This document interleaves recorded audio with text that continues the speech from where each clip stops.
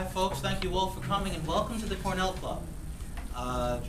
My name is Matt Palumbo and I'd like to welcome you here, and I'd like to go over a few of our upcoming events for the members, and if you're not a member, I hope that you'll consider joining us. For those of you who are not familiar with the club, floors 8 through 15 are hotel rooms. We have a full gym on the 6th floor. The 5th and the 4th floors are conference rooms. We have a library on the 3rd floor. We have a full formal dining room on the 2nd, and the lobby and the tavern on the 1st floor. Some of our upcoming events, including this one. Monday, we have Dr. Paul Fondacaro, who's one of the top cosmetic surgeons in the tri-state area, coming here to talk about the latest advancements in cosmetic surgery. And he will be raffling off an Nervian laser peel and a Botox treatment. So I hope that you'll sign up for that one. Anybody would agree? Yeah. Or you could give it to somebody else. So that should be fun. There's a lot of new things that are going on in the field, and it would be fun to know about them. We have quite a few other events coming up. We have Tom Seaver coming. As some of you may know, once he retired, he became a winery owner, and we're going to have a Tom Seaver Winery dinner on Monday the 16th. We have next week the coach of the Big Red football team, and Kevin Booth, who is a player for the Giants, who's class of '06. Monday the 24th, Tuesday the 26th, we have the Wounded Warriors Project here, which is, of all of them, I think it's the most important one we're doing. The Wounded Warriors Project, for those of you who don't know it, is dedicated to helping young veterans come back who have been disabled on the field of battle. And the gentleman we have coming actually has a tremendous story, and I know the filmmakers out there, if you need a story, you might want to think about his. He wasn't even shot. He collapsed from anaphylactic shock on the battlefield from the inoculations the military gave him. And it took him quite a long time to get back on his feet, and he wound up matriculating to Dartmouth and graduating. So he's a great story, but not everyone is as lucky. The problem they have is, given the advances in medical technology, people are surviving injuries that were unthinkable a couple of decades ago. But the rehabilitation technology isn't following as closely. And those folks need help, and we're very happy to give them the opportunity to speak here. And way off in the future, July 9th, Saturday, we'll be at the Chinese Scholars Garden on Staten Island, which is a wonderful treat. It's the only Chinese Scholars Garden in the United States. It was brought over brick by brick from Suzhou, China, and we'll be having Dr. Donald Rakow, who is the director of the Cornell Plantations, speaking there for us. Now, on to tonight's program. Kaiser Wahab came to me a few months ago and he said, I want to bring some high-quality Cornell filmmakers to the Cornell Club. And of course we agreed. And he was telling the truth, because between then and now, one of the panelists actually won an Oscar for Best Short Film for 2011. So I'm very excited, the Cornell Club is very excited to have you all here and to hear what you folks have to say. So. Brainstorming, of getting this together. So in New York City, we wanted a group where people in theater, film, TV, music, things that are non-traditional to Cornellians could have a place to connect and network. And that's what the association is. We started basically in a dinner as well. Ryan was in that original dinner as well of 10 Cornellians that said this has got to get done. And right now we're about 330 professionals in the industry and all over New York City. We've done events things about film, of Oscar winners. We've done things with Arthur Lawrence, the famous Broadway professional, if you know, class of 37. And upcoming events for us is basically a Cornell Theater Night, which will have about 50 Cornellians that are script writers, more playwrights, excuse me, playwrights and Cornell actors, producers, all coming together to produce one night of Cornell-themed plays. So it should be very fun. We're doing it in the Snapples Center, which is on Midtown on Broadway. I've actually included one handout outside for that, and then a nice little slip of information on how you can get in touch with us. And I'll let you enjoy the program for now. Thank you. All right, everybody, thank you so much for coming. I appreciate it, especially because it's Friday night on the beginning of spring. You could be out actually watching an actual movie or some street side cafe. So we appreciate the fact that you're here to support the arts, to support these filmmakers, to support Cornell. And I want to give a thank you to the Cornell Asian Alumni Association, which through Matt actually got the space. So enjoy the hors d'oeuvres, drink up. And I want to thank the filmmakers for giving their Friday evening. Their life is hectic. They're doing a lot of work. Particularly, some of them are touring with their films. Some of them are in competition in Tribeca. Some of them are just busy. And they've taken this opportunity to speak to you, and I'm very grateful for that. So thank you to all of them. A little bit about the format. I will be the moderator. My name, again, is Kaiser Wahab. My job here is to basically try to convey the sense and the process of what it takes to make an independent film. These are not studio films. These are not Spider-Man number 92. This is not a $200 million P&A budget that we're talking about. These are films that these people believed in, and they're a little bit crazy, which is good. So they're going to talk to you about how they got from vision to camera to audience on some level. And hopefully you'll leave with an appreciation for what that process entails, the madness that it entails. And to the extent that some of you are involved in this process or have films of your own, maybe with a little bit of inspiration. So before I continue quickly, and I'm going to run through this as fast as I can because I understand you have obligations. And I don't want to make this too long. We have a dense presentation. We have a lot of great filmmakers. Quickly, show of hands. Who is actually in film? A lot of people in film. Excellent. Who is not in film? Show of hands. Excellent. Okay, so we got half and half. Fight it out. No? All right. So, to the extent that some of you are in film and you're looking for some inspiration or maybe some substantive nuggets about how to make your films, great. For those of you who are patrons of film, great. I understand there's popcorn going around. Who has popcorn? One gentleman has popcorn. He is a real patron. The rest of you do not. All right. So let me talk to you quickly about the format. As I mentioned, the goal here is to talk to you about the substantive. We're not going to talk about texture and the history of film. We're going to talk about how did these people actually make their films to the extent they can share that with you in granular format and why they're doing it. I will moderate. First, I will have them introduce either clips or materials regarding to their current projects, and then I will introduce them as well. And then following that, there will be a moderated panel where I will be the moderator. They will all move up front and be able to speak directly to you. I will feed them a bunch of questions, hopefully designed to elicit those nooks and crannies about how do they do this, why do they do this, why are they doing it again. And then afterwards, hopefully if we have time, we'll turn it to you and there will be Q&A from the audience. That said, to the extent you guys can keep your questions to yourselves until we get to the moderated or the audience participation portion, that would be great. So without further ado, you've had a lot of intro, so I'm just going to jump right into it. The first filmmaker that I'm going to introduce, I think, is appropriate. A, because he jumped in at the last minute, so last is first. And he did so very graciously, and he has the longest resume of anybody here. This is Mr. Doug Block. Doug has been a documentarian for 20 years. And in 2006, the New York Times actually mentioned that 51 Bird Street, his previous film, was one of the best films of 2006. And his current film is in theatrical distribution right now. I don't know what theaters it's playing, but I know I saw your site. You're supporting it on a tour. And it will actually premiere on HBO for Father's Day, which is apropos given the topicality of it. So without spending too much time on reading a bio, I'll let him introduce himself. And if you could, spend a couple of seconds for the crowd on your experience at Cornell, if there was any particular class or inspiration. And first of all, did you go to Cornell Cinema or not? And then when you're done, we'll run your clip. Okay, sure. Hi, everybody. Yeah, I went to Cornell Cinema all the time. I didn't go to classes much, but I went to Cornell Cinema every night. I was an usher, actually, which was great because I got to go for free. And when everybody lit up a cigarette or a joint back in those days, I would go with my flashlight and tell them to turn off the, put out the cigarette and give me the joint. But it's fantastic. I mean, Cornell Cinema, I mean, you guys, those of you who went, I don't think you need to know how great it was. and is still.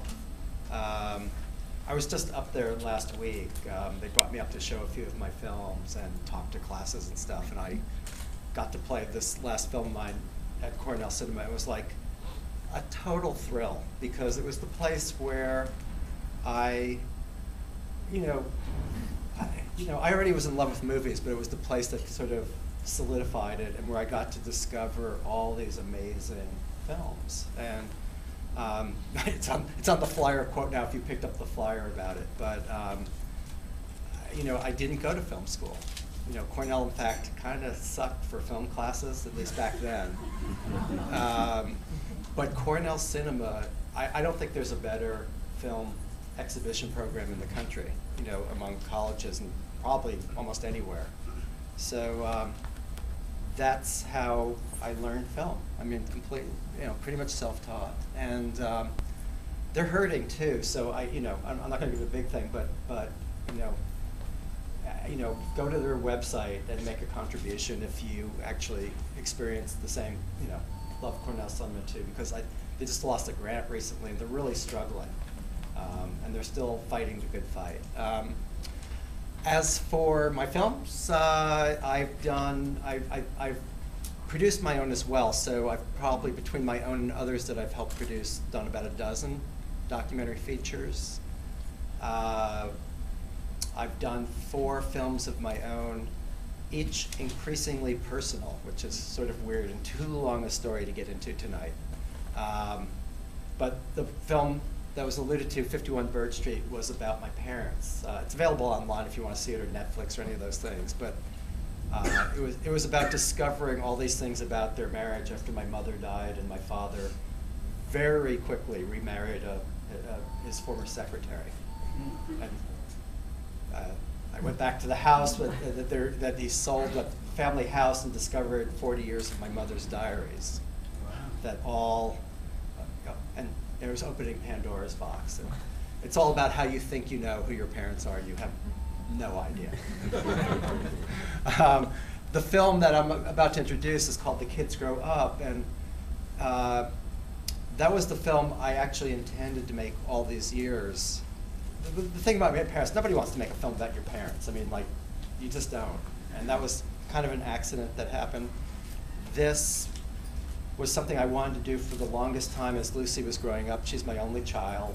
I have a stepson who's much older, but we were always very close and always fooled around with the camera. She was growing up and did interviews with each other, and I always thought this would be like a really nice film. Just had no idea how to make it or what the story was. And then she went into her senior year, and I woke up one morning going, oh my God, there's only, in 1 year, she's out of here. And where did it all go? It was like, it really is like the blink of the eye. And I realized, I think this was the film that actually I was leading up to, was about this transition period as a parent of letting go of your kid and dealing with that whole concept. And that all this footage that I had shot over the years would be incorporated, but as memory. And well, I guess we'll get into the financing and all those sorts of things later. So I'll just leave it at that. It is going to play, I mean, it did open in theaters in October. It opened at the Angelica Film Center. It's been playing at, I think we've done about 30 cities at this point. And it'll be on HBO on Father's Day. But what I particularly like is a month later we sell the DVD that has like 45 minutes of extras and all the stuff I really wanted to get in there. So turn off your cell phones. Just like a movie theater, ladies and gentlemen, please turn off your cell phones. Partake in the popcorn. And I guess we'll show the clip, right? And without further ado, we'll show the clip. Documentary made by my parents will be called My Son is a Failure, which is coming to a theater not near you anytime soon. So, thank you for that, Doug. I appreciate it. So the next presentation by a filmmaker is going to be by Prashant Bhagava, who is a wonderful filmmaker who has made Patang, the film, which is a competition in Tribeca. It was in Berlin. It made its international premiere, which I was lucky enough to actually be a participant of. The clip is actually 7 minutes long, proving that Indians have no regard for time whatsoever. With that being said, do you want to say anything about the clip we're about to show? I'll have to be quick, right? I graduated in Cornell in 1994. Doug has already talked about Cornell cinema. I enjoyed it. I wasn't interested in film when I was in Cornell. I was a computer science major. I did a lot of graffiti growing up. But one thing that meant a lot to me at Cornell was the diversity of the students that I met, the diversity of the program. And I was able to do a lot of computer graphics and artwork and blend it with the computer science and a number of independent study programs. So that was really something that formulated my approach in terms of craft. And it was also a time that I'm bipolar, and I went through many of my turbulent times during those Cornell years. So the combination of those two, I feel, is where the inspiration, the root, everything comes from. You'll see a good amount of the film in this. It's not a trailer, so you're just going to be seeing a part of the title sequence and then 2 scenes. So I hope you enjoy it. We have 2 more nights that we're showing the film at Tribeca, maybe a third if we get an audience thing. But it's tonight at 10:30 and tomorrow at 9 p.m. And yeah, I'm very touched to be here. Cornell is something very special in my life. It's the first time I've actually seen it narrated by the director. That's very cool. That's the way they showed at Con. Silent film in the house. Thank you for your patience. Thank you for that. So I'm going to move on to somebody here who is not a Cornell grad, but I hope you be very gracious to him. He's in enemy territory. He's a Columbia grad. He's soon to be. He's part of their MFA producer program. I've had the honor of teaching him, and I've the honor of being his student as well. So, I've actually never said your last name in public. Let's do this. Myron Tiruchelvam.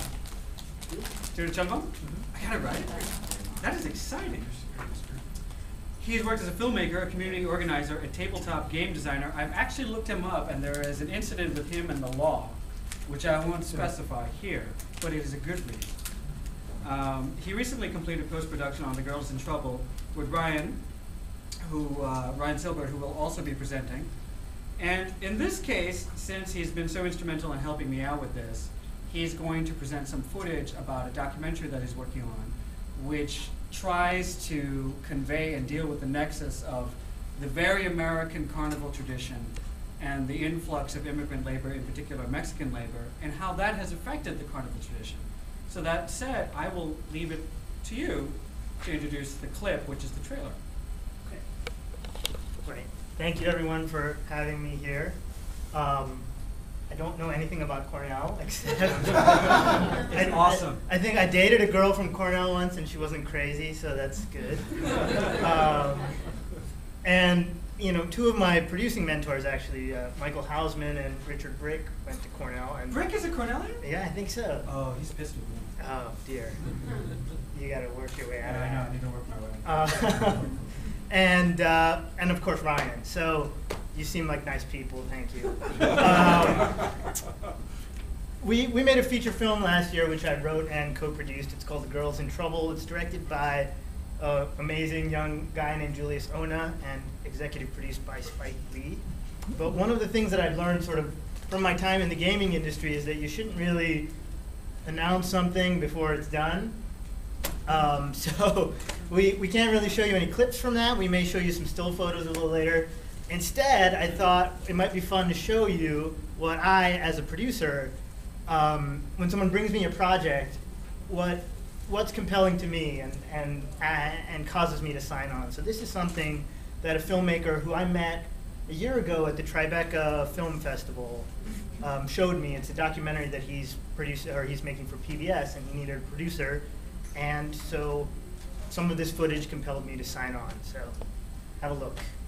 Thank you very There's much. like a bars and tone at the beginning. I That's don't know okay. if you killed. No, it's gonna hurt people. So you Okay, may wanna- everybody, put your fingers in your ear Buzz for about up. approximately 2 to 3 seconds. It's excellent. That was very interesting. That was the first time I got to see that along with you all. So thank you for sharing that with us, especially since you're not one of us. So thank you again. That being said, he is half of the producing team with Ryan Silbert. Ryan and he have worked on a couple of things, but other than talking about The Girls in Trouble, which was mentioned, Ryan just recently won the Academy Award in 2011 for his short film, 18 minutes runtime. And we actually have 2 clips. So Ryan, I will leave you to it. Do you want to introduce it?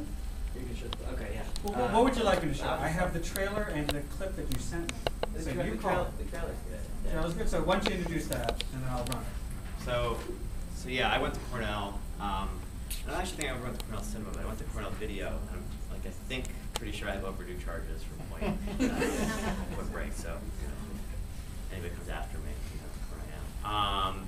The Cornell Cinema was really cool, and Cornell was really helpful. I don't really know that it really set me off in my film path. I worked in marketing for a while, where I worked with Hasbro, and I think I learned from working on Transformers and big brand stuff that wasn't really what I wanted to do, but I love film, so I went back to NYU, grad film, to meet collaborators like Myuran, which was, turned out to be the best thing that could, happen for me. Which program were you in NYU? NYU, film, the MFA. Oh, it was the MFA, okay.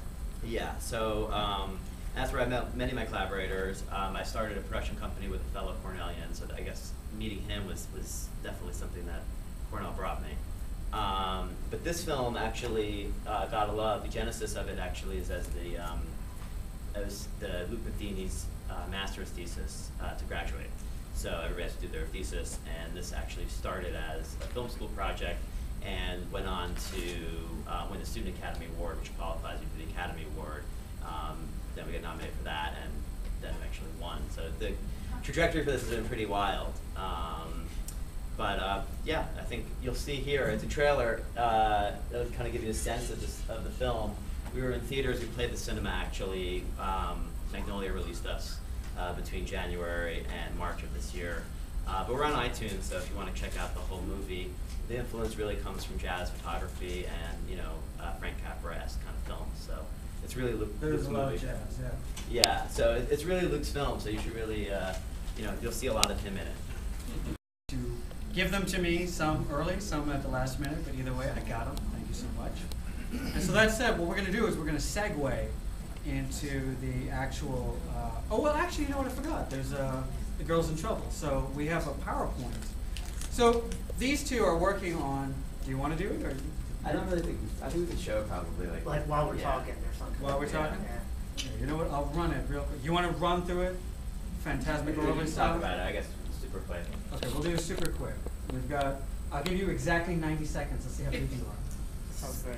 So this film started, it's also actually a thesis film at NYU for graduation, but it happens to be a little bit larger in scale. It's a feature that Myuran and Julius wrote, and I don't know if you want to talk about that side of it. I guess it's, a little bit of, we'll get into this in the discussion, but our thought was sort of, we know a lot of independent filmmakers making a lot of independent feature films that nobody sees. And then we thought about kind of all of our friends who aren't filmmakers but go to the movies all the time, and we wanted to make a movie that our friends would like, and that was really it. And we thought we could do it for $200,000 on a little handheld video camera, and then we went crazy. And Spike Lee got involved, and it became a much bigger thing. How did you get involved? Well, Spike is one of the advisors at the film program at NYU, and Julius had known him, so he read the script and liked it. So anyway, it's a story about this guy. He's a bartender on the Lower East Side.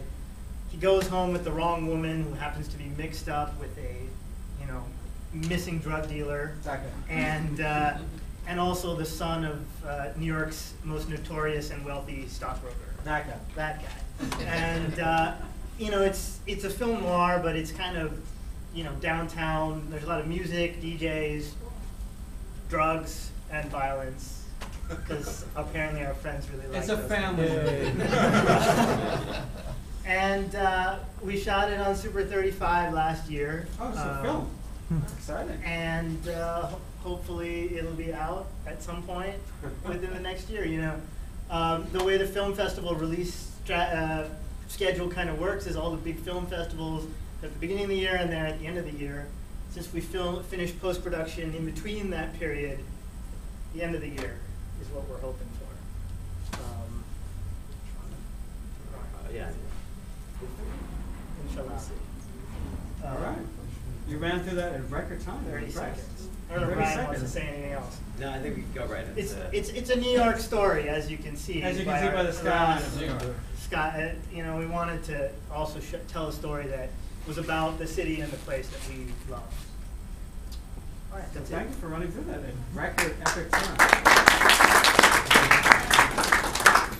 All right, so this is the portion where what we're going to do is, I would like to have the staff, but if not the staff, Yeah. I think you guys are good Homegrown. enough. Why don't you come up front? Can we bring your Yeah. chairs up front so that you can address the crowd? I want to point out that Prashant's shoes actually match the colors of the kite. He did that on purpose. He actually had those shoes custom made, which I think is supremely badass. I can say that.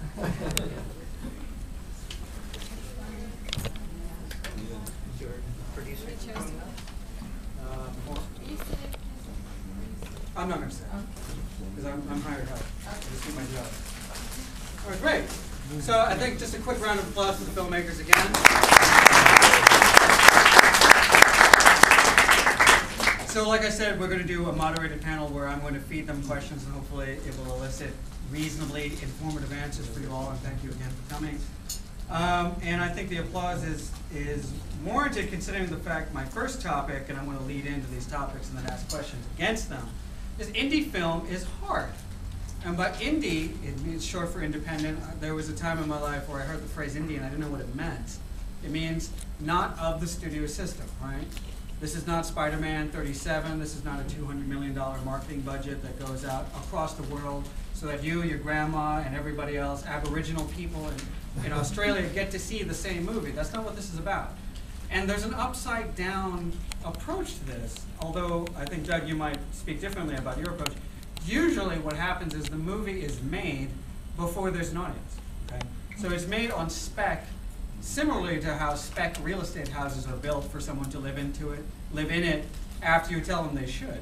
So the key here is distribution, right? Nobody sees a movie until it's distributed. And I don't know who has distribution yet or not, but we'll get into that.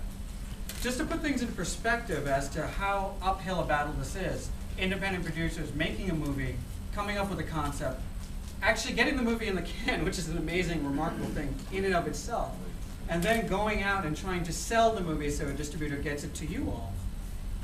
Put it in perspective, the Sundance Festival received this year alone 10,279 films. This is 2011. Of these, 118, there are other categories, but 118 features were selected. And of those, only a fraction, and I mean a minor fraction, were actually distributed, meaning they see the light of day. To the extent they are not distributed by third parties, the filmmakers themselves must either DIY it, as you might know that phrase means do it yourself, or service deal it. We'll get into that. But the point is, the movie might be made and nobody gets to see it. So the reality is, this job that they're doing that seems like a lot of fun, and it is to an extent, is really freaking hard and difficult. So my question to you is in three parts, all of you. Why you? Why your film? Why these particular projects? What makes you think these films can beat these odds? 10,279. How do you think that these odds have shaped your artistic vision? Because you have an artistic vision, although Myron said as much. We wanted to see a movie that our friends would really like. Maybe that was their artistic vision. How did demographics play into it? How did marketability play into your selection of your project? And then ultimately, how did you find your project, your script? In your case, it's your daughter. I know how you found her. How did you find her? How was she submitted to you? So that's the question in general. Why you guys, and what makes you think you can rise above this ridiculous challenge? And whoever wants to jump in, I'm backing off. Come on, you're the guru. Well, I don't know. You know, this whole thing is just total blind faith, I think. You know, because I think we do kind of know the odds, but on the other hand, if you knew the odds really, you probably wouldn't do it. It's kind of like you just have to jump off the cliff and hope that you don't splat at the bottom. That somehow or other you actually had a parachute and it actually goes off somewhere in the process and you land, you know, not on your head but on your feet. I don't know. I think all films are different, but I think as independents, we probably share that, that you just have to go in thinking if there's, only 1 out of 100 films sees the light of day, you're gonna be that one film. So you're using the faith card. It's faith. Yeah, I think. That's fair. Irrational as it is, I think. But it's still valid. Who would think that, who would think that making films with your little camcorder about your daughter, shows up in movie screens So around just the world? quickly, your film was It's shot nuts. entirely on your home camcorder? No, well, home camcorders now are digital camcorders, high def. They're very high def, sure. Yeah. They can be So- very prosumer, right? Yeah, so lucky, my daughter was born at the height of, at the advent of the digital camcorder. Not Which you lucky for can, her, lucky obviously. for me. Really unfortunate for her. Yeah, I mean, that's the remarkable, that's why there's, 5 times as many films submitted to Sundance, in the last few years, because, Right. It was always that way for documentaries that we could shoot on, well, not always that way, but, in the last 10, 15 years that you could shoot on video. It's only a fairly recent thing that the cameras got good enough that you could do fictional You films. can do a narrative, right, sure. Yeah, and people would accept it. Prashant, how about you? I just wanted to recognize my producer, Jaydeep Punjabi. Oh, I'm He's so my, sorry. Jay dear is here, friend where's and- Jay? Jay is in the greatest producer I've ever worked with, seriously. He is amazing. I agree. So it's a little bit of you're asking the filmmaker's perspective and not the producer's perspective. We began this film 7 years ago. It's been a journey of sheer love, and it's absolutely wild. We avoided support from the Sundance Institute, from the actual independent film organizations that we had access to. We found all private money. It's a foreign language film. It's shot on location with 1 star, 90% non-actors, very naturalistic, subtle drama. You list these things out, distributors get afraid. We premiered at the Berlin Film Festival, and now we're in Tribeca in competition, one of 12 films selected out of 5,400. As a filmmaker, I just believe it's that good, and I enjoy the film. I've watched it a bunch, and I enjoy it. And yeah, it's faith. It's a lot of faith. It's a lot of absurdity. It's a lot of antidepressants. It's a lot of alcohol. And somehow you Are you just taking keep notes? I had a beautiful support of my family, my father, my mother. I had wonderful people that worked on this film and opened their hearts to it and believed in it. Throughout the process, there were challenges and difficulties that at that moment seemed insurmountable, and somehow we made it through.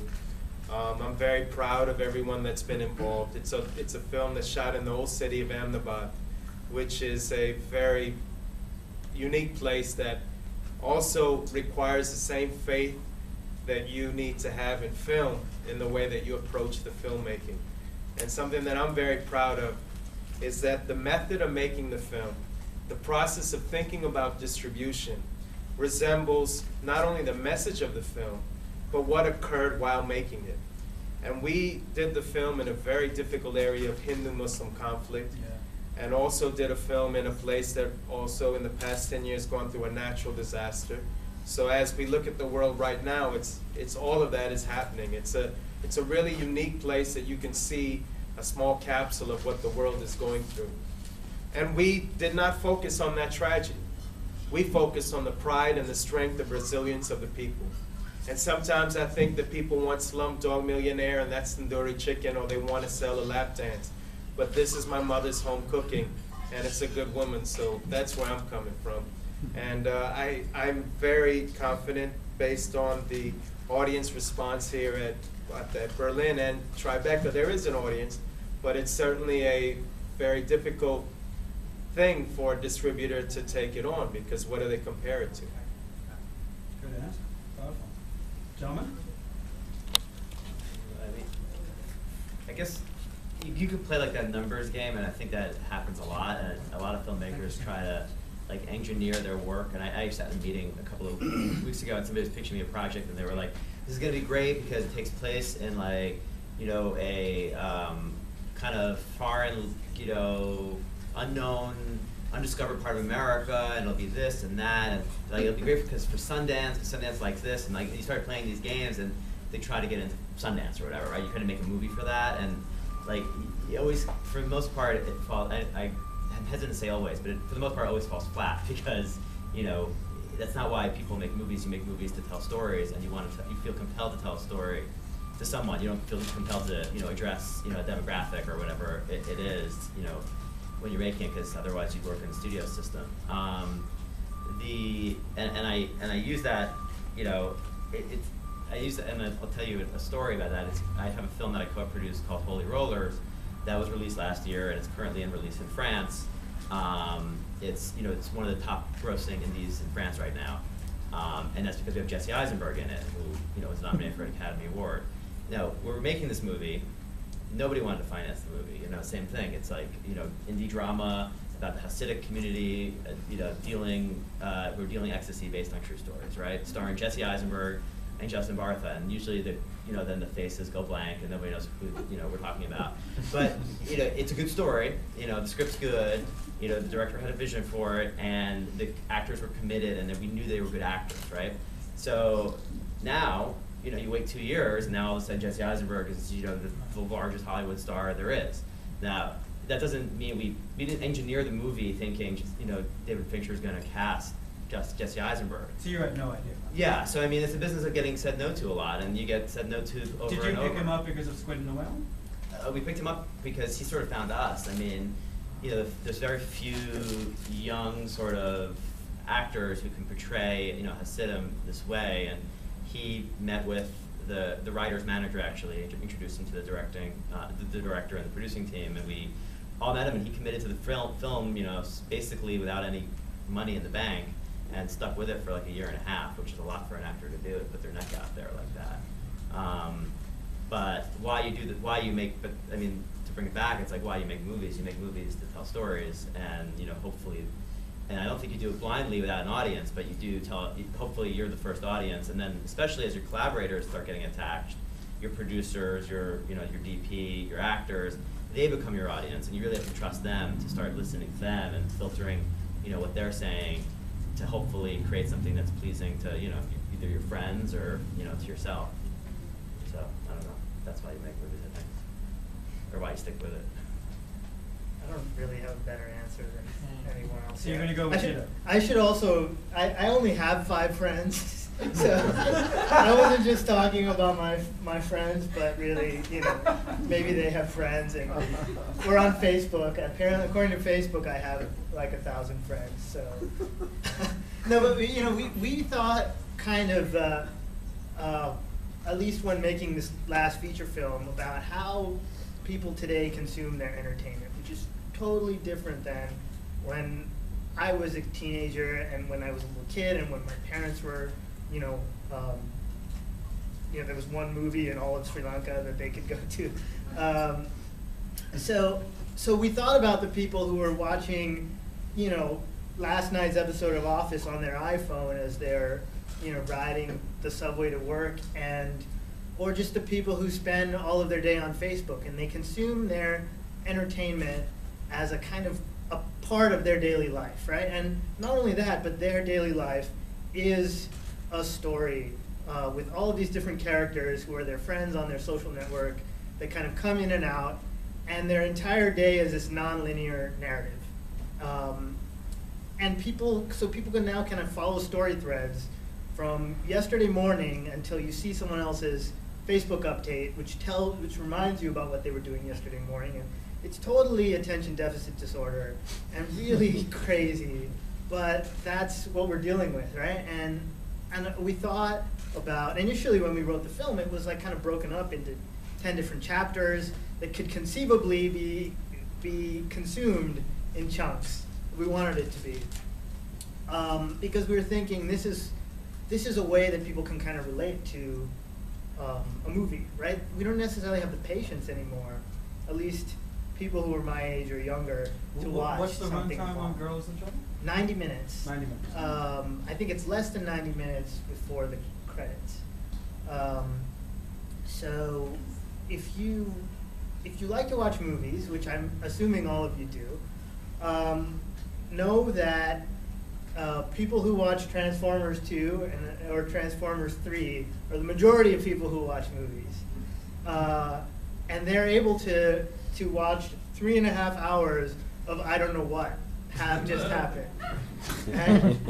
But they're also able to watch something like Up, right? Which is maybe in 2 hours long, and doesn't really have a story, but is really about these kind of quirky characters and these funny animals, and it is kind of, I thought it was a good movie. It made me cry. And they're able to watch Lost, which also doesn't make any sense, but you have to remember something that happened 6 years ago when they tie it up, in today's episode. So people are really savvy in the amount, in the way that they can kind of consume narrative entertainment. And we think that they can only watch things that are really stupid, but actually, people can watch just about anything, and they will watch just about anything. So I think you have faith in the audience. I have faith in the audience, actually, and I think that it all comes down to how it's marketed to them, and that I think is something that we'll talk about later. Excellent. Well done. So thank you for that variety of perspectives. Although I think the perspectives, if I can summarize, is you have faith, bottom line. And that it's not that you waited for your daughter to mature into a viable demographic pleaser, or that you waited for your friends to mature into viable demographic participants. You made the movie, and you thought the movie was viable, so did you, and ultimately the audience will participate as well. That said, I want to lead to my next topic, which is, and I know this from being a lawyer that does the financing for these movies, and I get to hear this, there's always the worst moment, where everything goes into a Zeppelin type scenario, where the thing is in flames, it's going down, there's no possible way you can continue, and you ask yourself, and I said this to Doug earlier, why didn't I listen to my mom or my dad? I could have been an accountant. My dad wanted to be a bus driver in India, but now he's an engineer. So you decided to be filmmakers, and you decided to push through these moments. So if you could all share with us that moment where it was just, why am I doing this? This is so terrible. There's no possible way we can recover from this. And how did you deal with that? And if there are any key learning points that you can share with the audience. So who wants to start with why me and why did this happen? Doug, you're looking for Clemens. I kept thinking, no, there's no moment like that. No, nothing I would ever do instead. But then I realized when I delved into my mother's diaries in 51 Birch Street, and she wrote 3 or 4 pages every day for 40 years. Wow. And I'm trying to summarize her life just by picking up certain words in close-up and doing pans to other words or phrases. But I'm, I probably have like maybe a total of 2-3 minutes of screen time to create a profile of my mother, who I loved dearly and was like a very complicated woman. I mean, that was 3 months of really sleepless nights, and how did I deal with it? I went right back into therapy. So you're recommending therapy? But then I got so busy, I couldn't even take the time out to go, so I stopped. And I don't know, you get through it. The only way I got through that was because my previous film, that was my 3rd film, my 2nd film, premiered at Sundance. And I just thought, like I could never have made that film, it was my 1st film. But because it was my 3rd, and my previous one had a measure of success, I mean, both of them had, but, I just thought, okay, like, while I'm lying in bed staring at the ceiling at 3 in the morning, thinking, can Jews burn in hell for doing this to their parents? I just thought, okay, breathe deep, you've been there before, your last one went to Sundance, so you fooled some people into thinking you have some talent. You won't stop until it's right. There are those bad moments always, I think. But I don't know, it's probably, I don't think I'm dissimilar to say I never considered being a bus driver or an accountant. Don't talk ill of my dad. But I did, I did think I might burn in hell. So. Anybody else? When you make a film, you put a lot of things to the side. I'm 38 now, so for 7 years, relationships, career, money, home, just kind of neglected, saying when I finish the film, I'll be there. It's sort of like my own manhood. So, and it's stacked up every moment, every day. That's all in your mind, and it's a knot, and you know, just revolves around that. And so, my most difficult moment was a lot of just personal health risk, as just created by the stress of the film. That's one side. Then on set, I'll give you an example, and this was very difficult. We had a scene where the kids were shooting off fireworks, and they were with the actor, and there's a friendship between a wedding singer and this kid that works at a kite shop. And they were all local kids and done a long workshop with us. It's a lot of trust, but I think across the board, all of us did not take enough care with how we were handling that situation. So one of the kids took a 4th of July firework and put it down, the other one, and then he took another one and put it to the side, and then lit it. So everyone moved back. I threw the camera back, I was up, and there were maybe 15 of us, and it hit the side of the wall. When these 4th of July fireworks go off, they're clay. And so all the clay flew and hit one of our prominent actors in the eye. So both eyes were bloody, and I had written the scene to have a tragedy at the end. So now emotionally, psychologically, you're like, why did this happen to me? And you're going crazy, and you're putting someone's life at risk and their longevity of their career at risk. At that point, the entire film broke down. My director of photography quit. Me and Jay, had our own issues, a lot of stuff to deal with.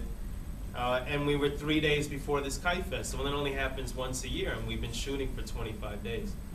So it was actually my father. He was our executive producer. A lot of the money came through our family. And he talked to my director of photography. And somehow within 2-3 days, he came back.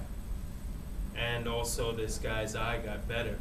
And I remember just back on the faith, I asked Seema, who was the one who was doing the bandaging the hand, I asked her, she said, I went to the temple. And I said, okay. And then she said, and then I asked her, is everything gonna be okay? And she's like, yeah, we have faith in that, and it's gonna work out. Just God is gonna make it happen, and so much of the time it's just that. That's all you got. I didn't hear about this until after the movie was made. So I'm having a drink with Jay, and Jay says, yeah, did I tell you about this fireworks thing? It was crazy. I don't actually speak like that. Yeah, well, you did that day. It was nuts. It was, oh, don't worry about it. No, I didn't have any idea just how dangerously close to the precipice the project came. So, yeah. Any other thoughts on this, or shall we move on? I don't think we have any horror stories like that. No horror stories, huh? Yeah, At least not from this last one. We were pretty lucky. Yeah, I don't think we really have horror. How many people here are filmmakers? I forgot. Or I wasn't actually didn't forget. It was looking this way. Well, Half which the way? crowd. I think half Half? the crowd, yeah? Or a third Yeah, at least. I feel like, kind of off of that last question for me, like for the God of Love especially, I think, in like history always rewrites itself, right? And especially in filmmaking, because very often people don't want to talk about how the thing, or be honest about how these things got made, because it's like an art form and a business, and like it kind of has like the CEO, the director's kind of like the CEO and the artist, so it's kind of this kind of like funny mix of like ego that starts building, and producers too, and everybody sort of has these strange ways of remembering how things happen. They want to seem like they made the whole thing. But the actual history for God of Love, which goes on to win an Oscar, I mean, this is a short film, right? So it's like it's a student film. You never know where these things are going to go. It's not there's not a lot of investment behind it, but there's a lot of energy and love, put into it. And it got rejected by every festival, Tribeca, you name it, Sundance, South by Southwest, Toronto, Canada.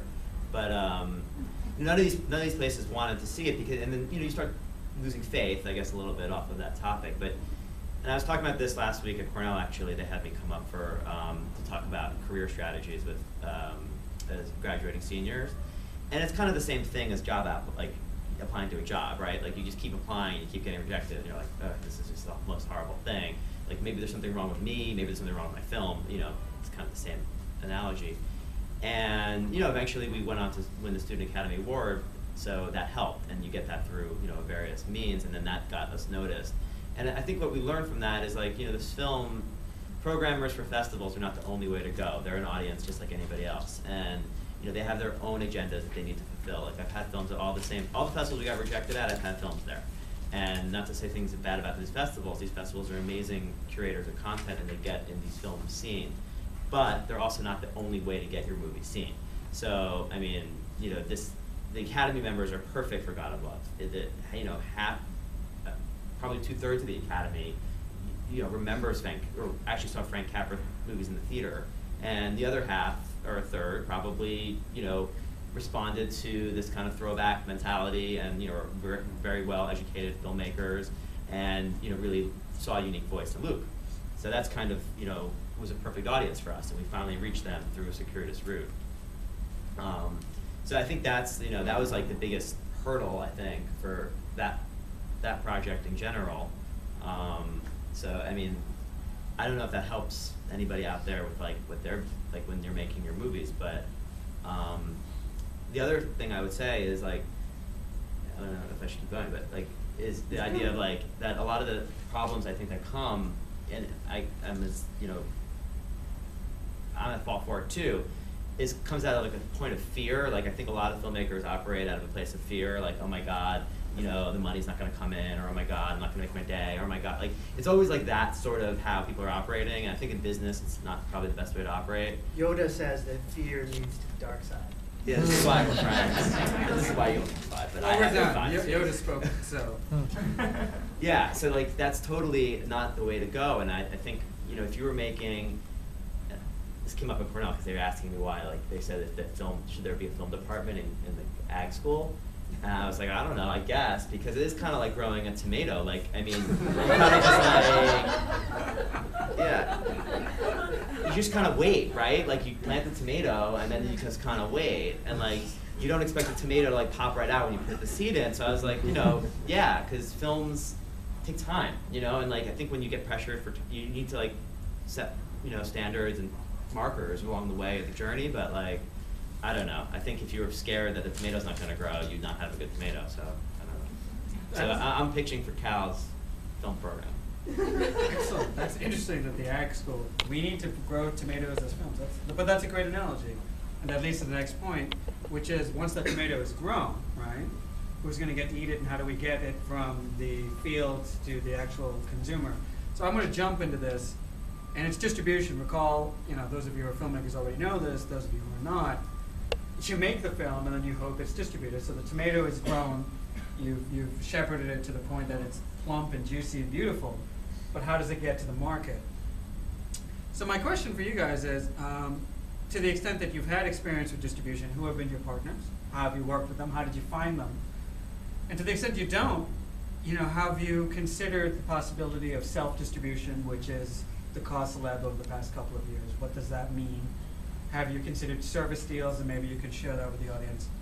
And then to the extent that there's sort of this proliferation of channels, right? So I've got this, I think somebody mentioned Netflix at some point, or VOD, or my Xbox, or, you know, all these different channels. Does that help you or hurt you? So who wants to take the distribution out? I'll go first, because I think we're earliest in the process. We premiered in Berlin 2 months ago, and now we're in Tribeca. This is certainly a question that I always hand the mic over to my producers, so you're getting very much a director's point of view. It's such a transitional time for film. There are many, many outlets, and it's exciting in terms of how you can get film out, whether it's video on demand, or it's on an airline, or it's theatrical distribution, a DVD release. No longer do we, I think in our position, all of us look at our theatrical release as our major source of revenue for the film. Just in the terms of basics, how it works, we have a foreign sales agent and we have a domestic sales agent. Foreign sales agent, once they make a sale, they're trying to get sales in a number of territories: Germany, France, England, Middle East, Korea, China. They're all separate, and you try to sell off one of these 4 things. And they usually give you a deal at our level. I would assume maybe it's different for the Eisenberg film, but when you don't have stars and you're in this category, they give you a lump sum and you don't get anything on the back end. and you try to recoup off of all this stuff the budget that you had. Our film is unique because we can try different things in the US and we can try different things in India. And we're very confident in terms of moving forward with it, but we're also very cognizant that in the US we may have to do one of these do-it-yourself strategies, which is looking at, for example, making a deal with a theater complex and saying, let's get it out that way. And and you do your own independent releases. Now that's very daunting, because as a filmmaker, I like making films. I don't want to go travel the world for a year and just keep pushing this product. I want to make the next one. At the same time, there was so much love and investment put forth by people that I care deeply over that I want to try to return the money to. So how do you do this? And whether it's also an academic tour is an interesting thing.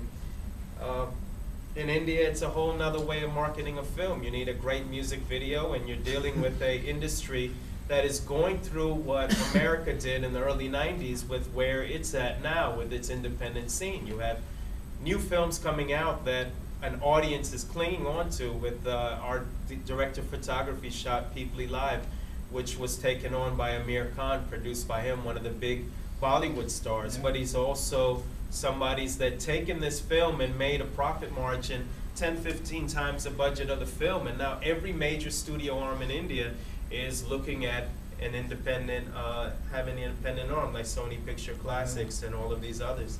So that's a really hot territory, and they're going through what we did back in the 90s.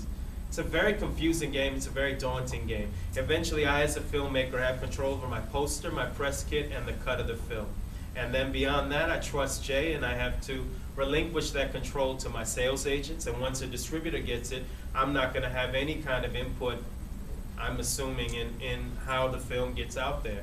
And that's scary. At the same time, it's exhilarating because it's time to go on to the next one and do whatever I can do. So I'm very early in the process. At the same time, we would love to seek your investment to do more things with the film, and we're very excited. So. No shame, I appreciate that. No, that's a fair point, and especially because a lot of these films, they get made and then they still need money to market it, and to the extent you're going to, if any of these films go their own route, they have to foot the bill to get it in the theaters, so that requires another round of investment often. Anybody else? I mean, I think we're lucky to be in New York, where probably every movie that comes out at some point in New York, from the smallest kind of independents or, to the big blockbusters. And so we get to see a lot of stuff, whether it's at the Angelica or the Film Forum, that most people don't get to see. And I guess the biggest challenge in distribution is not just who's going to distribute it, but how much are they going to spend to market your film to people. And they call that prints and advertising. P&A. P&A, and it's sometimes it's really small. It's even for really good movies, and even for movies that get distributed. So they'll play in 15 cities, but the money that either puts them on TV or puts them on billboards, or if they have a ton of money, I saw the ads for this Game of Thrones, this TV show, right, where they had guys on the bicycle, the pedicab things, I saw that too. Shaped like the Game of Thrones, and I was like, wow, that's a lot of money, but that's HBO, it's not TV. So it really depends. Where it's like really great movies. I think there was a movie that came out a couple years ago called Goodbye Solo, which I really liked, by a director named Ramin Barani. And their P&A spend was like in the lowest of 6 figures, which is nothing for a movie of by an award-winning director. So that's a real challenge with filmmakers. You guys had taxi cab tops for Holy Rollers. I remember seeing those, and I was really excited because that, to me, was like people are putting some money into getting this movie out there, and so that was cool. I mean, the distribution game is kind of wacko. I mean, it's like, it doesn't make any real sense because it's controlled for no real reason, because it's not, I worked in spirits and like a very regulated industry, right? Like you can't put a like a bucket of, well, I guess in Boardwalk Empire you can, but you can't put like a bucket of booze in your back of your car and drive it around and try to sell it to stores. You have to go through a whole chain of government regulations, and the film industry isn't that way. It's kind of self-manufactured on the part of the studio system and the exhibitors and the way it is. So I think it's exciting now the way the distribution is set up, because now, I mean, we're doing, for Holy Rollers, we're doing really well, or like if you're making like, a lower budget film that has no, cast tax or whatever it is, you just have to make it like at a smart level, like just at a really smart, in a smart area. There's no more, we're not allowed or afforded the opportunity to make like a 35 million, and I'll tell you, Holy Rollers was set up originally much bigger than it was, and the opposite happened with Girls in Trouble. We still made it for a very small amount of money. Can I ask you what that is? Are you privy? For Holy Rollers? For either one. For Holy Rollers, we made it for under $1 million. Okay. For Girls in Trouble, I can't say because we haven't sold the movie yet, but it wasn't made for a micro budget. But the attitude we went into it with is we'll make this for anything. Like we'll make it. We know we have a movie that's good. The script's malleable. We just won't be able to have the tools that we may want. So we'll make it at $50,000 with a handy cam, or we'll make it for $500,000 with a steady cam. Whatever allowed us to make the movie, we were going to make it for that. But we weren't going to make it for $35 million because that would be a waste of somebody's money. Maybe the people in the room. What's that? Oh yeah. I'll have it. I fell off the hat. Doug, do you have any comment? Or? Yeah, well, I've been lucky. I've gotten the funding for my documentaries through pre-sales to broadcasters.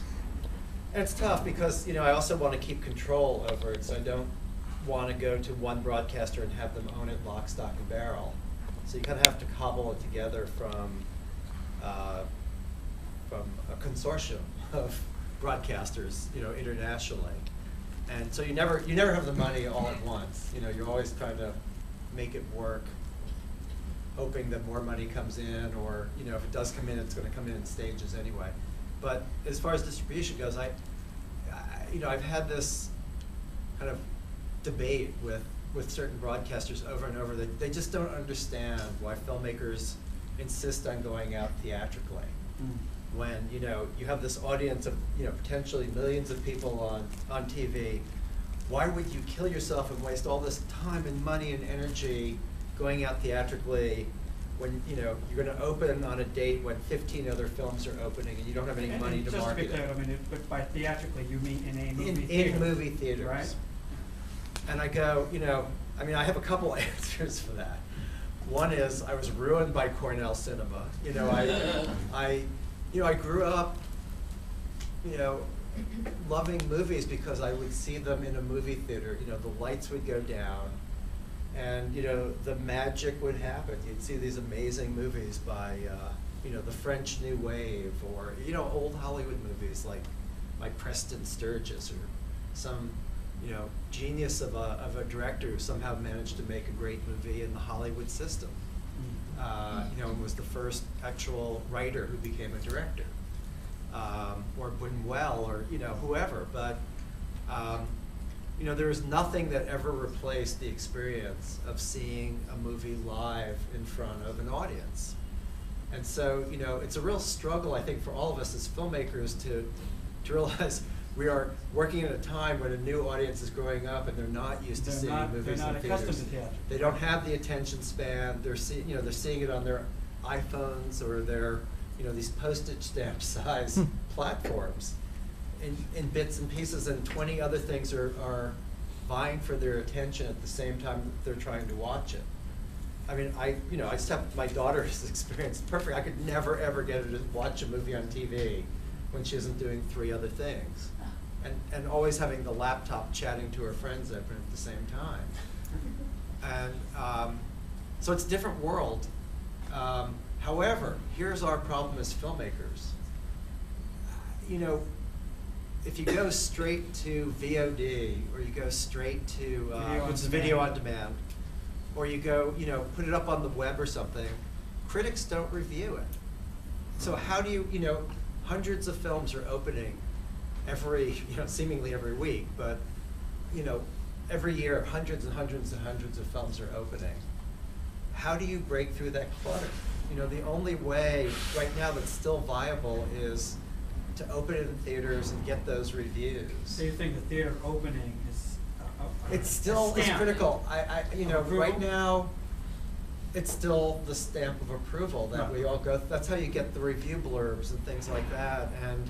And so the challenge for us is, you know, how do you open it without by spending as little money as possible?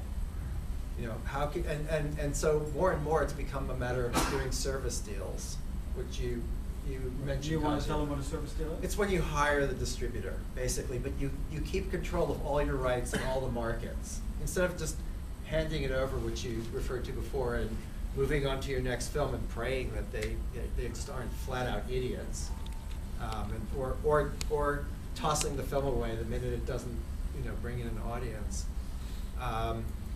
When you do a service deal, I mean, yes, you have to come up with the money to pay the distributor, and you're paying for the marketing and other costs. You know, you need posters, you pay for it. You need postcards, you pay for it. Screeners.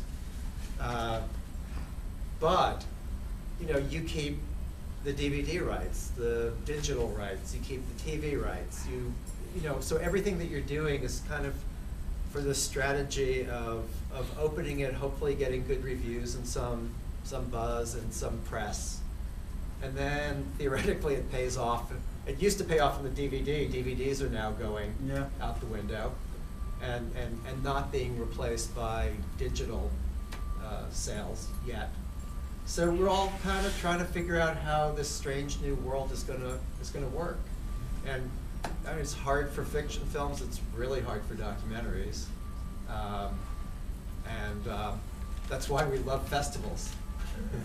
Because you know, you never have a better audience than at a film festival where they It's a love self-selected audience. Yeah. Who cares? Right. They come. Yeah. All right. Thank you for that. All right, so guys, you know, we're running late, so I think we have time for one more question. I don't know if that's all right. Do we have time? Who needs to get out? From an actual question from the audience? Yeah, you wanna open Well, it up? actually, maybe we should just turn to the audience. Yeah. Why don't we do that, you know, because we're running out of time. So who in the audience has questions? Prashant, I have a question for you. I did not see the movie, but I read the book, The Kite Runner. And when I saw that clip, that's what I thought of. Did you think in making this movie, did you think that would have an effect on your movie? Who's going to compare it to that? And because again, I know nothing else about the movie, but that's the first thing I thought of. I read the book after the origination of the idea. I purposely did not see the movie. They shot the film in China, and it takes place in the Middle East.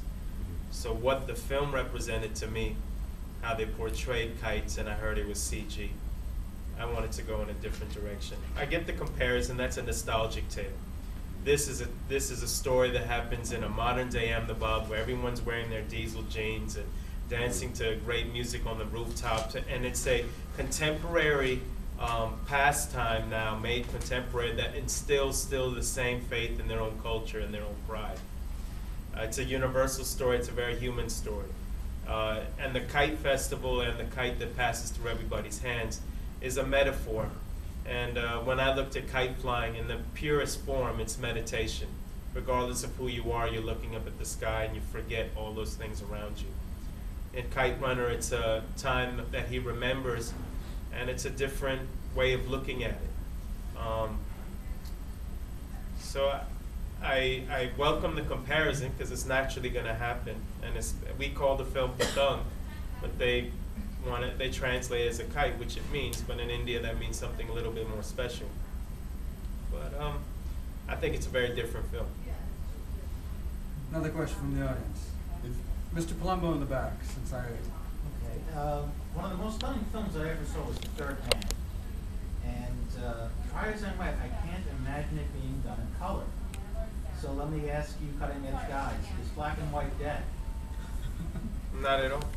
I mean, their film is in black and their white. film is in black and white. Academy Award. So. Did the black and white ones want to discuss this? Or? The flip side is that Julius wanted to shoot half of The Girls in Trouble in black and white because it's kind of it's a film noir. He wanted to homage, and that was like the first thing that went out the window because you can't. It would just have killed us in the marketing and getting it to audiences. Now, I think there have been some pretty awesome black and white movies that have come out independently in the past 10 years, 15 years. Pie. Good Night, Good Luck, but that's, got the George Clooney, Soderbergh machine behind it.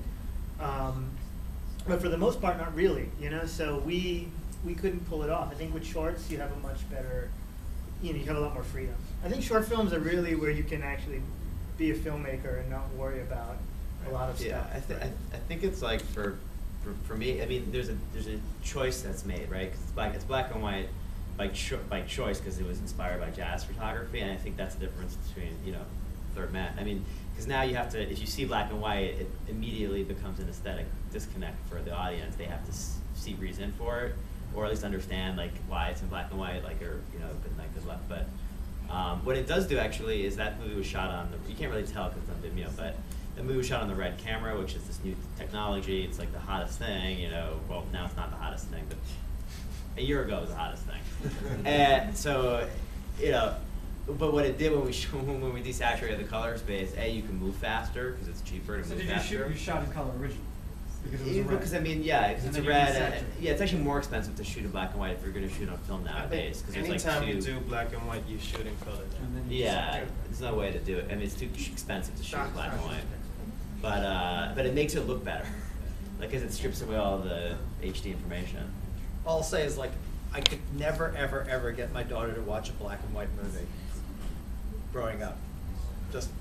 She just refused it. She didn't even consider them movies. Endlessly frustrating.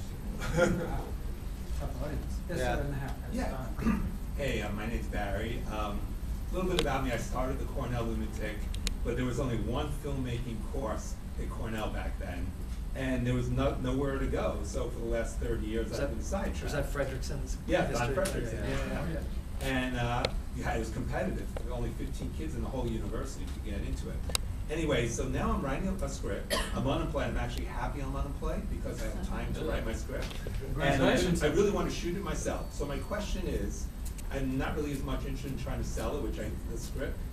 How do you approach producers? In other words, once you have the final script, what's the best way? Is it completely networking? Do you send the script?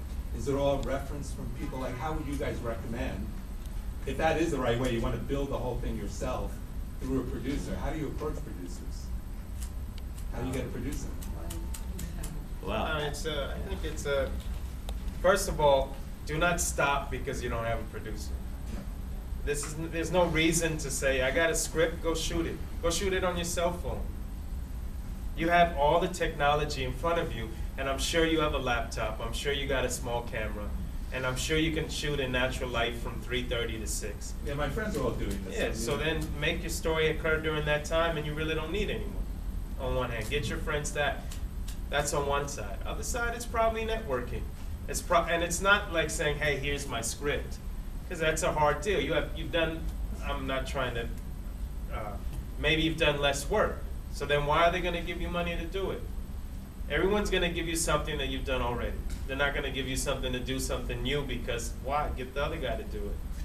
So then it's really forming real relationships, not just handing out cards. And these guys went to film school, and it's a great opportunity. I didn't have that opportunity. I went to actor studio, different thing. But there you get to really form great friendships that last a long time, and that's very important. But just do it. Don't wait.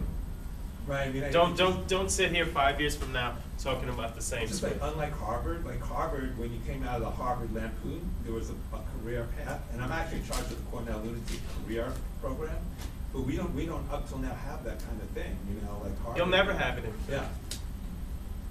yeah, I think you need to like think about it as like like the same thing. Nobody's going to make your movie for you, but I think I don't know if we don't have that thing. There's no time. Nobody cares about that. But we had like this lookbook that we made for Girls in Trouble because Julia's a first-time filmmaker. And Kevin did a similar thing for Holy Rollers, and you hear about like established filmmakers, like commercial established filmmakers who want to break into. I was talking to somebody who's very, very does like 100 commercials a year and can't make a feature film because he's not seen that light.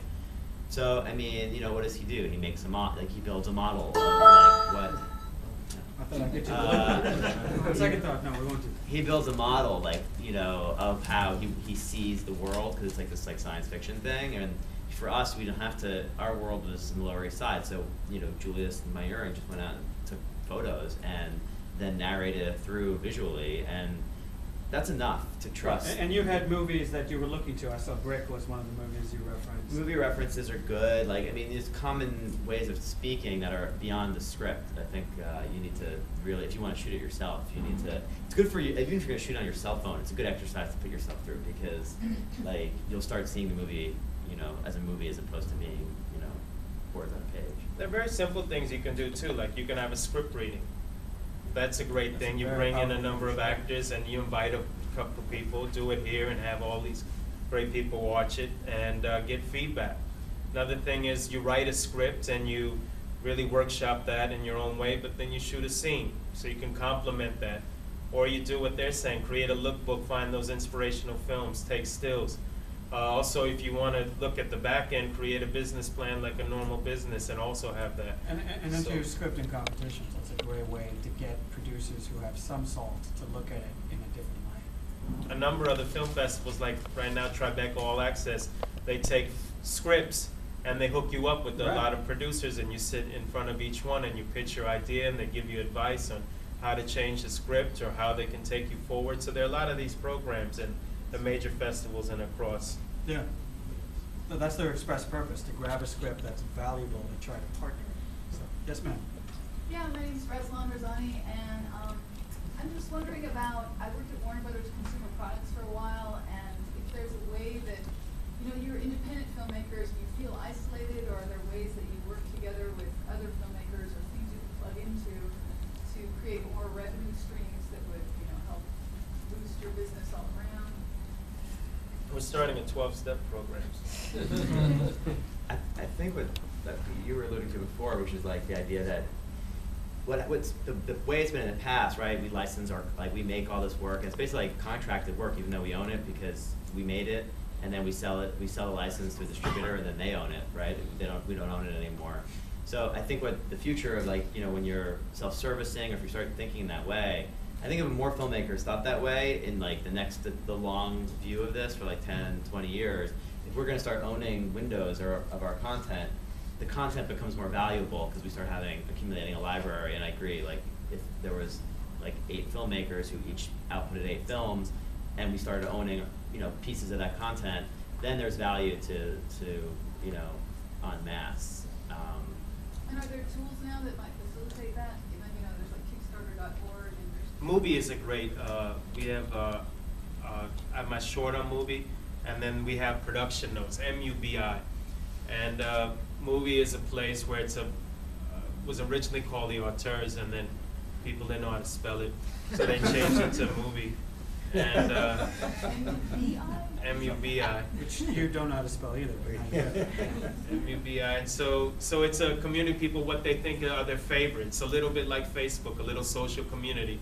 And they also have films that you can watch, and they split the revenue 50-50. They also have a place called Movie Garage, which is, you have these production notes. So with this film right now, we release a couple scenes here and there, and we talk about our process. And in that, you start to gain an audience of people who also engage in that process and really respect that process. And for me, that's very valuable, is being able to talk about how we made the film and all these things, and commiserate and build upon it and share, and that's really cool. So I think it's going to be Movie, MUBI.com. Yeah, in the documentary world, I mean, I actually founded a website about 11 years ago. It was an offshoot of a blog I was keeping during the making of a film I did called Homepage in '96. When the film came out in '99, I was getting very tired of writing about the distribution.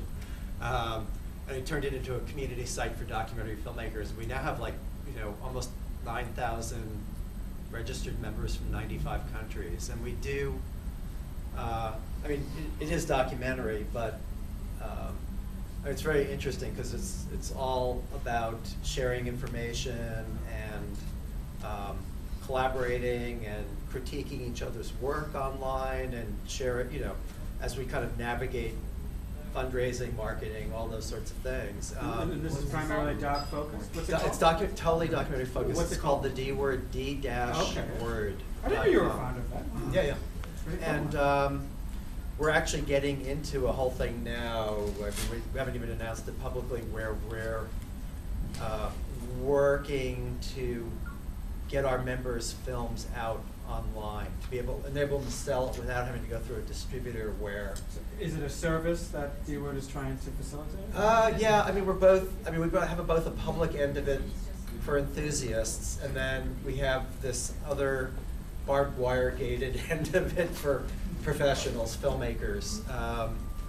And we're trying to make it so that the exhibition side, the public side, is growing so that the filmmakers can actually get their work out publicly to this, you know, and also build the audience for documentaries. So, yeah. One more question. Sir. Yeah, have any of you approached a guy like Weinstein and Miramax? And if you did, what do you think his reaction would be? Or why Weinstein just why haven't you approached him? Weinstein just picked up The Bully Project, which is a really neat film at Tribeca. It was made by Lee Hirsch, and it's a film about 5 different kids who went through bullying when they were young, and it seems like pretty adventurous for him. So we have sales agents, and they look at it, and is Miramax the right fit for, or he's not with Weinstein, Miramax, Weinstein. they've been a couple years ago, because I started the film. Is it the right fit for them, you know? And we have different distributors, and I think that High Rollers will have a very different slate of our priorities than we would with Pathum. And I think my sales agents are talking to people. Yeah, there's a lot of great independent distributors out there, and there's new ones that are popping up. There's always new ones. Every Every year. I mean, even though we're in the midst of a financial crisis, there are rich people who don't know what to do with their money still, and they should give it to us, really, because at least we'll make something entertaining. Finally, the whole purpose But of this is some of them that. start distribution companies instead. So there's a range, you know, whether it's Miramax, Focus Features, and all, you know, I guess you did first pictures. First Independent, yeah. First Independent. It's like any partnership you find, yeah. It's not my person. And hopefully they're nice people. You know, they have to love your project, I think, is the most important thing. I mean, I think film is not your traditional commercial. This is not, you know, feed. This is not fertilizer. This is not nuclear weapons. You have to be really in love with the project, not as a product, but as a, you know, a statement. Yeah. And the commercial end of it is not secondary, but it's a close cousin to secondary. Well, it's part of that pyramid of risk, right? Right. That's the risky end of the investment pyramid, but it's the most fun, one you want to talk to your friends most about, I think. Yeah. So, like, for example, our film, think about how much Slumdog shaped the perception of the way the United States and all over the world looks at India. Now, I'm very surprised that people say to me, like, wow, I didn't know that they were rich and poor living together. It was such a vibrant, colorful thing, because I looked at it and you know, I saw something else. But I think our film takes that to another level in terms of the humanity, the everydayness. It's a story that occurs in a very tension-ridden place, but shows their pride and their joy and their resilience. And I think that story shared across the world is going to resonate with a lot of different people. So when you're looking at investing in something like our film, you're looking not only in terms of your financial return, and that's very important, but just as you're coming here and you're putting money into Cornell Cinema or returning back to the way to the school that brought you a lot, these are also those kind of projects. They're also projects that will inspire, that have content, that have faith, that have belief, that tries to inspire the audience to do the same. And so they're mechanisms to change the world too. Yeah. All right. Well, I think we're out of time, so I'm going to have to apologize to people who haven't asked a question. I think we owe the filmmakers a round of applause.